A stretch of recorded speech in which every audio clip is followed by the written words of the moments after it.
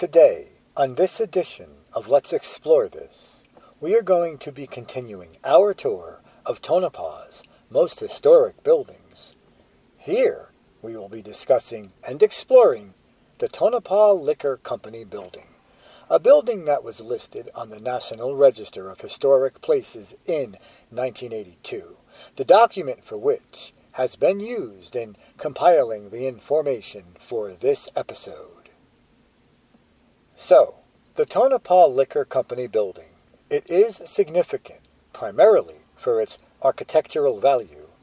It may hold the finest example in craftsmanship, design, and detailing of local commercial stone architecture.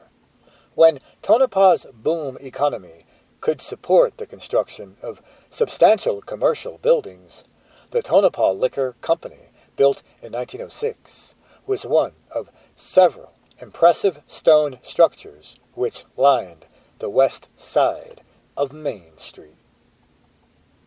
In these present times, however, unfortunately, fires, neglect, and demolition have reduced that number to 4. The building once owned by the Tonopah Liquor Company does remain as the best preserved example of design and workmanship of a stone commercial facade.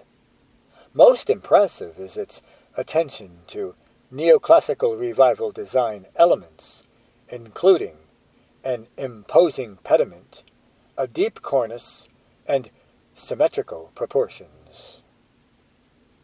Its craftsmanship is evident in the stonework of the coursed ashlar facade with flat arched vouchures and keystones at the window heads. It also holds a pediment with a stone cornice and pommels. The original storefront has been modified up to the top lights. The original interiors, however, they do remain intact, including the polychrome ceiling found on the first floor. Of course, the Tonopah Liquor Company Building, it most definitely should be preserved for its contribution to the stone architecture to be found here in Tonopah. Here is an old photograph of the building taken by Jim Woodward, taken in July of 1980, looking west at the main facade. Now, the time has come to delve a little bit more into the architecture. The Tonopah Liquor Company Building. It is a 2-story coursed ashlar stone structure with tall vertical proportions. It happens to be designed in the neoclassical revival tradition, employing symmetrical proportions about a central axis. Accenting this symmetry at the parapet is a large pediment detailed with stone cornice molding and pommels. 3 openings can be found at the second level, openings that are detailed with flat arched vouchures and keystones.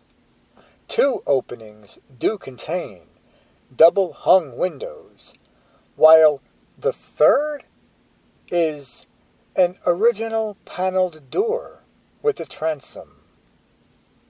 A broad metal cornice does extend the length of the facade and is detailed with classical molding and large modillions.